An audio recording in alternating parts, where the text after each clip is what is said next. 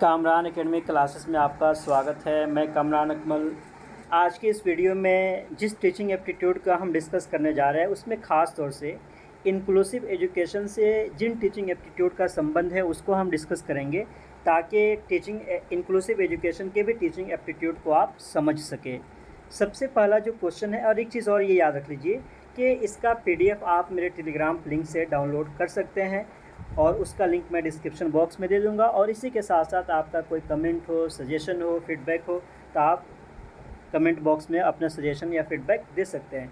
शुरू करते हैं। सबसे पहला जो क्वेश्चन है वो ये है, इंक्लूसिव एजुकेशन। इंक्लूसिव एजुकेशन है क्या? तो इंक्लूसिव एजुकेशन के बारे में अगर हम बात करते हैं कि इसका जो करेक्ट आंसर हो जाएगा वो है celebrates diversity in the classroom. कि क्लासरूम में क्या करिए, आप डाइवर्सिटी को सेलिब्रेट करिए, तमाम लोगों को एक साथ लेकर आने के कोशिश करिए। ये होता है inclusive education. Question number 2, inclusive education assumes that we should change the dash to fit the dash. कि इसमें कहाँ पे चेंज द के बाद क्या आएंगे, टू फिट द के बाद क्या क्या चीज़ें आ सकती है। तो यहाँ पे सबसे पहले देखिए कि inclusive education assumes that we should change the system to change the system. का हमें सिस्टम को क्या करना है, चेंज करना है टू फिट द चाइल्ड। क्या करना है वहाँ पे चाइल्ड को फिट करने के लिए। तो इस हिसाब से ऑप्शन बी जो होगा वो करेक्ट आंसर हो जाएगा। Inclusive education assumes that we should change the system to fit the children. Which characteristic of a teacher is least important in inclusive education. इसमें से कौन सा टीचर का जो कैरेक्टरिस्टिक है जिसको बहुत कम अहमियत दी जाती है, इम्पोर्टेंस दी जाती है इंक्लूसिव एजुकेशन में। तो इसके बारे में अगर हम बात करते हैं कि इसका जो करेक्ट आंसर हो जाएगा वह है socio economic status of teacher. इसमें इसके बहुत ज़्यादा फोकस नहीं किया जाता है। इसके अलावा सेंसिटिव टुवर्ड्स चिल्ड्रेन ये होना बहुत ज़्यादा ज़रूरी है। Patience and affection for student होना चाहिए।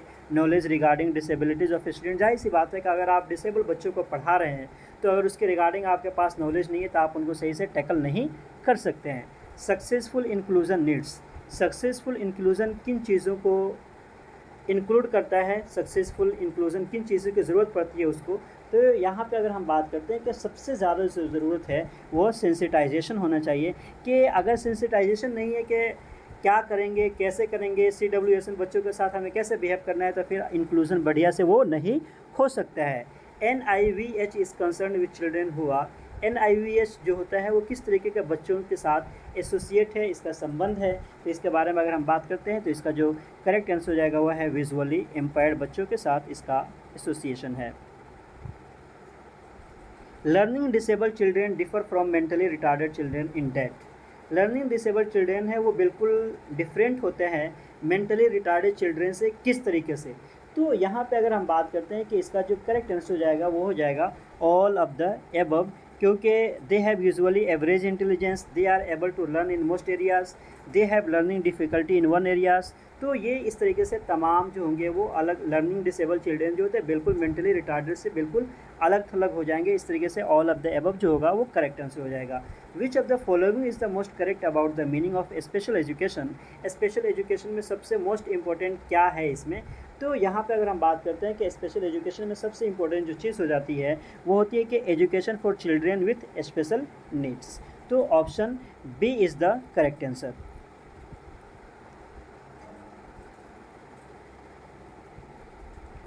Intelligence quotient of mentally retarded children ranges between.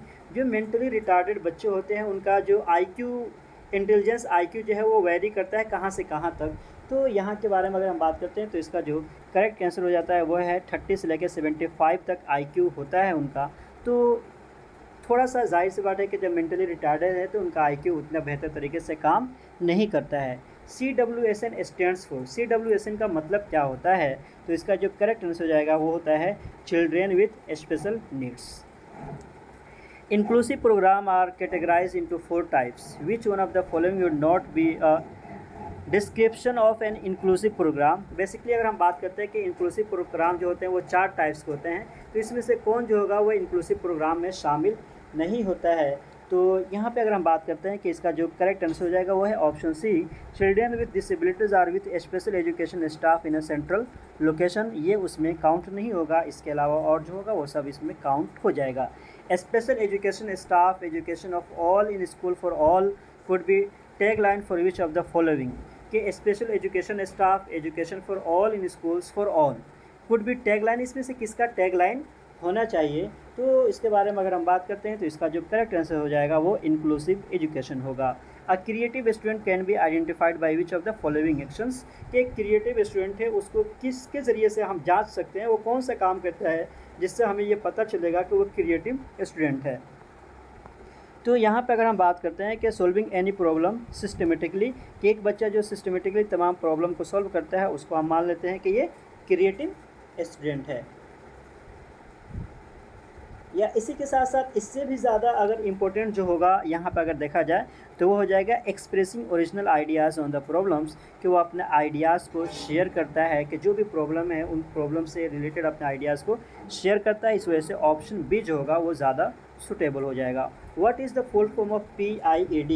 PIED का फुल फॉर्म क्या होता है? तो इसका जो करेक्ट आंसर हो जाएगा वह है project integrated education for disabled. The Person with Disabilities Equal Opportunities Protection of Right and Full Participation Act was introduced in the year, किस साल ये पर्सन विद डिसेबिलिटीज़ एक्ट को लाया गया था? तो इसके बारे में अगर हम बात करते हैं तो इसका जो करेक्ट आंसर हो जाएगा वह है 95 और सबसे लास्ट में जो लाया गया है वो 2016 में लाया गया है जिसमें 21 डिसेबिलिटी को इंक्लूड किया गया है। Dyslexia is related with, dyslexia का किससे एसोसिएट है? तो इसके बारे में अगर हम बात करते हैं कि वह है प्रॉब्लम इन रीडिंग्स के पढ़ने में परेशानी होती है, उसी को डिसलेक्सिया बोलते हैं। लर्निंग डिसेबिलिटीज़ में अगर due to all of the following except कि इसमें से लर्निंग डिसेबिलिटी हो सकता है तमाम की वजह से सिर्फ एक को छोड़कर, तो वो कौन है जिसकी वजह से जिसका कोई भी संबंध लर्निंग डिसेबिलिटी के साथ नहीं होता है? वह है कल्चरल फैक्टर्स। इसी के साथ साथ behaviour disturbance, emotional disturbance, cerebral dysfunction जो होता है, ये सब जो होता है वो लर्निंग डिसेबिलिटीज़ में आ जाते हैं। कल्चरल फैक्टर्स को उसमें काउंट नहीं किया जाता है। From the following which term defines the mathematics related learning disabilities, इसमें से मैथमेटिक्स रिलेटेड लर्निंग डिसेबिलिटी को कौन सा टर्म जो है वो डिफ़ाइन करता है?